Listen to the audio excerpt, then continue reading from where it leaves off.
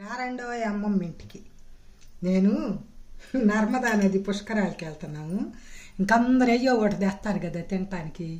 ఈ ఎండాకాలంలో oil food అంత మంచిది కాదని వేరుశెనగ పప్పులతోటి సాల్ట్ పల్లీ చేస్తున్నాను. మీకు కూడా చూపిస్తా. ఇప్పుడు ఆయిల్ లేకుండా చక్కగా ఆరోగ్యకరమైనవి అది టైంపాస్కి అంత బాగా పనికొచ్చింది కదా. అందుకని కొన్ని నీళ్లు 1.5 లీటర్ నీళ్లు పోసాను. పోసి పొయ్యి మీద పెట్టే దానిలోకి ఉప్పేసి మూత పెడదాం. మూత పెట్టి ఆ నీళ్ళు మరిగేసరికి నేను ఈ వేరుశెనగ పప్పులు 2 సార్లు కడుక్కొని తీసుకొస్తా. ఇప్పుడు చూడండి నీళ్ళు ఇలా మరిగినాయి కదా. నేను ఈ పల్లీలు కడుక్కొచ్చి పెట్టాను. ఇలా వేసేద్దాం. దీంట్లో వేసి ఒక్కసారి కలుపుదాం. గరిటెదేల ఇలా కలిపేద్దాము. కలిపేసి వెంటనే మనం మూత పెడదాం.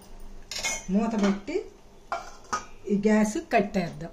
కట్టేసిన తర్వాత ఒక 5 నిమిషాలు 5 నుంచి 10 నిమిషాల లోపు తీసి దాన్ని స్ట్రైనర్లో వేసి వడకడదాం. ఇంకా ఇప్పుడు వీటిని తీసి మొత్తం ఒక స్ట్రైనర్లో వేసి వడకడదాం. ఇప్పుడు ఈ నీళ్ళన్నీ ఇంకిన తర్వాత 1 నిమిషం అట్టుంచి ఇప్పుడు దీనిలో కొంచెం ఉప్పేద్దాం. ఉప్పేసి చక్కగా ఉప్పు అంతా కలిసిన దాకా కలుపుదాం.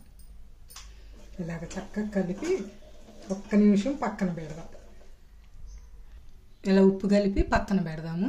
తర్వాత ఏం చేయాలో చూపిస్తాం మీకు. నేను పొయ్యలు తెచ్చి వెనక బాండి పెట్టి ఇసుక కొంచెం గంటగా ఉండే ఇసుక. ఏ ఇసుకైనా పర్వాలేదు, మీకేం డౌట్ లేదు. ఇసుక పోయిద్దేమో లోపలికి అని అస్సలు అనుకోనే వద్దు, పోదు. నేను ఎన్నోసార్లు చేశాను. ఇప్పుడు బాగా వేగింది ఇసుక. బాగా హీట్ ఎక్కనిచ్చి సెగ మీడియంలో పెడదాం. పెట్టిన తర్వాత ఇప్పుడు మనం ఉప్పు కలిపి పెట్టుకున్నామే వాటిని దీనిలో వేసి వేయించుదాం. ఇప్పుడు దీనిలో కొంచెం మనం ఉప్పు కలిపి పెట్టుకున్నవి వేసి వేయించుదాం.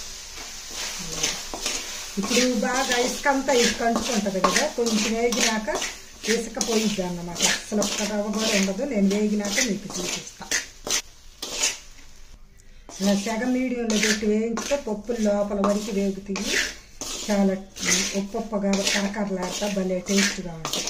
ఇందాక మనం పప్పులు వేయగానే అంటుకుంది కదా ఇసుక. ఇప్పుడు చూసారా అంతా విడిపోతుంది.